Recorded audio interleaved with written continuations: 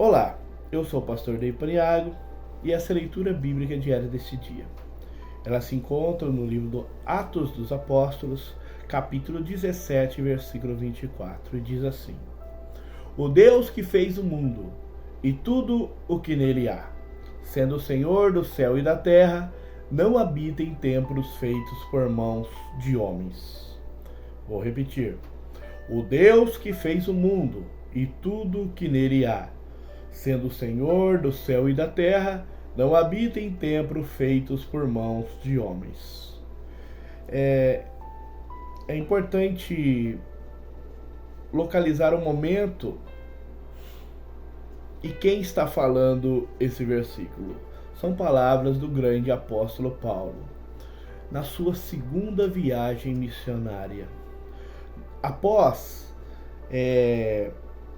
atravessar o Egeu, Paulo chega a Macedônia, passa pelas cidades de Filipos, de Tessalônica e Bereia. Depois continua seguindo ao sul e chega à região da Acaia.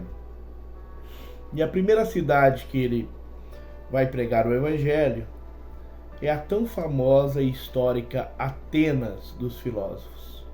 Paulo chega naquela cidade e fica impressionado na quantidade de templos que tinha naquela cidade, a quantidade de deuses que eram adorados ali nessa cidade. E o que chama a atenção a ele, que ele vê um altar que não tinha imagem nenhuma em cima, e o altar estava honrando o que os atenienses chamavam de o Deus desconhecido. Esse altar é o ponto de início da pregação do apóstolo Paulo ali em Atenas. A hegemonia dos filósofos que estavam ali eram de epicureus e estoicos. Então, usando esse altar sem Deus nenhum, ele apresenta o Deus que ele prega. E essa primeira parte do versículo diz: O Deus que fez o mundo e tudo que nele há. Observe que Paulo fala a essas pessoas que tinham um conceito errado de Deus. Ele tinha a mensagem do Cristo crucificado. Só que ele não começa a partir de Cristo, mas ele começa consertando o fundamento. Começa falando do Deus que fez os céus e a terra. Todas as falsas religiões do mundo baseiam-se numa visão falsa de Deus.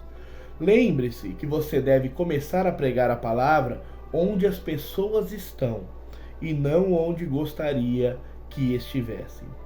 Paulo não começa com provas filosóficas da existência de Deus. Era admitido deuses ali entre os atenienses. A maioria das pessoas crê em algo chamado Deus, como os atenienses também criam. Todavia, o sermão de Paulo começou onde o Antigo Testamento começa. Gênesis 1:1. No princípio criou Deus os céus e a terra, referindo-se ao Deus que fez o mundo. Paulo estava dizendo que eles não haviam feito Deus, mas que Deus os fizera. Eles não tinham feito uma casa para Deus, mas Deus fizera uma casa para eles, a terra. Gênesis 2:8 diz assim: E plantou o Senhor Deus um jardim no Éden, do lado oriental, e pôs ali o homem que tinha formado. As palavras de Paulo refutavam o conceito materialista dos epicureus, de que este mundo veio a existir como resultado de uma colisão de átomos casual. Eclesiastes 1:9 diz assim: O que foi, isto é que há de ser, e o que se fez, isso se fará, de modo que nada há de novo debaixo do sol.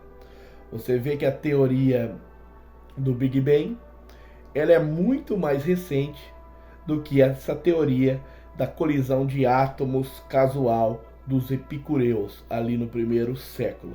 Aí o sábio Salomão fala: nada há de novo debaixo do sol.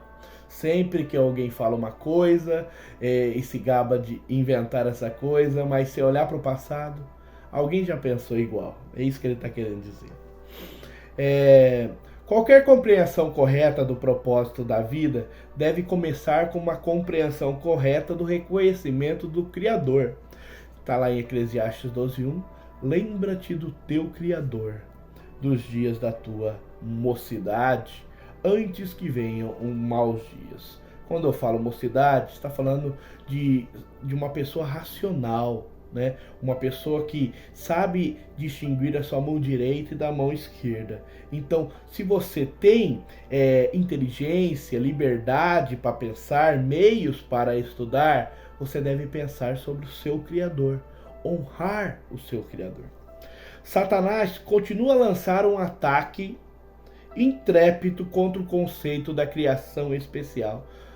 Sempre inventam-se outras teorias, não há nada novo debaixo do sol. E precisamos nos opor, como Igreja do Senhor, Sal da Terra e Luz do Mundo, diligentemente à mentira do diabo de que viemos por acaso a este mundo. Segunda parte. Sendo o Senhor da terra e do céu, não habita em templos feitos por mãos de homens. Paulo prossegue revelando que o Deus que ele prega fez todas as coisas. Com essa afirmação de sendo o Senhor do céu e da terra, não habita em santuários feitos por mãos humanas e nem tampouco é servido por mãos humanas, como se precisasse de alguma coisa. A afirmação que Deus não habita em templos humanos se refere à imensidão de Deus. Ele não está falando que Deus não está nos templos destinados a ele.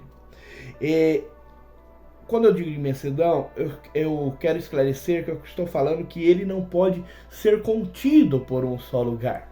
Tá? Essa afirmação não é exclusiva do apóstolo Paulo. Aí, em Atos 7,48, essa frase também é usada pelo diácono Estevão, um pouco antes do seu martírio. O Altíssimo não habita em templos feitos por mão de homens. Atos 7,48. Habita quer dizer que ele não mora ali. Não está falando que ele não se manifesta ali, tá bom?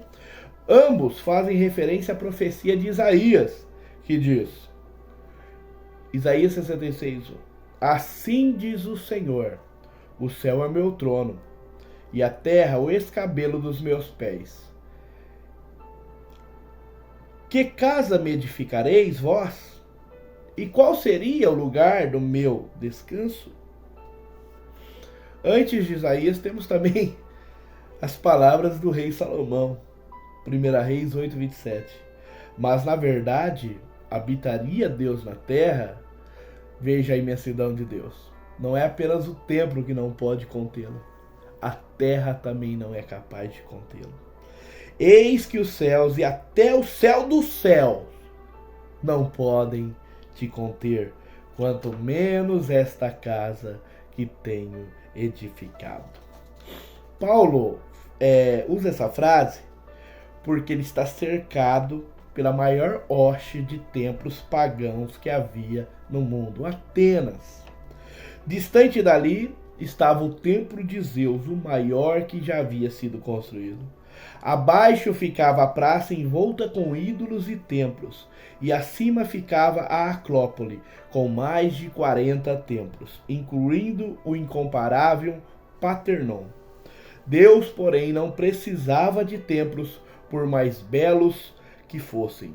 Diferente dos ídolos daqueles templos, sem vida e inúteis, Deus não precisava que os atenienses o servissem, mas eles sim precisavam da sua ajuda. É isso que Paulo está querendo passar para os atenienses que estão ouvindo nessa afirmação que Deus não habita em templos humanos, porque o homem não pode o servi-lo, tá? Um pouquinho para tirar e esclarecer essa questão que muitos usam esse versículo, até para não ir na igreja. A Deus não habita em templos humanos. Eu quero só citar aqui, quando José e Maria levam Jesus na Páscoa, quando ele tinha 12 anos de idade. A Bíblia vai nos dizer que por conta até deles andarem em caravana para voltar para Nazaré, esqueceram Jesus. Achavam que ele vinha vindo com parentes, com crianças na caravana. E quando se deram conta, voltaram atrás para procurá-lo. E procuraram ele cerca de 3 dias. E a Bíblia vai nos dizer que eles resolvem procurar no templo. E ali presenciam Jesus junto com os doutores. Os pais de Jesus foram cobrá-lo. Estamos procurando você há tanto tempo. E Jesus deu uma resposta surpreendente para eles e que serve para nós neste dia.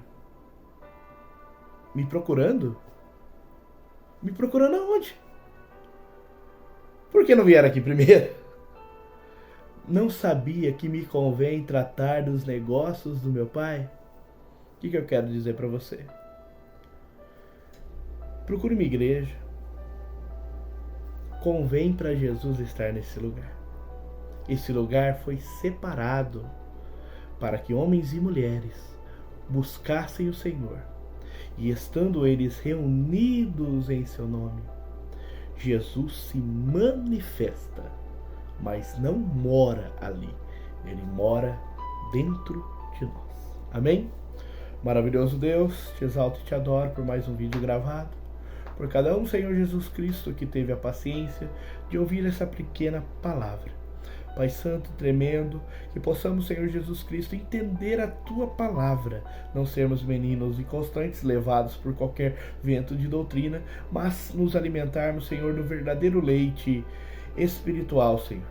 Pai Santo e maravilhoso, dai-nos um crescimento, uma maturidade para sairmos do leite e nos alimentarmos de comida sólida, Senhor, para chegarmos à estatura de varão perfeito, de obreiro que maneja bem a palavra da verdade. Pai Santo, tremendo e maravilhoso, ajuda-nos, Senhor Jesus, a ouvir a Tua voz em meio às palavras da Bíblia. Amém. Que Deus os abençoe.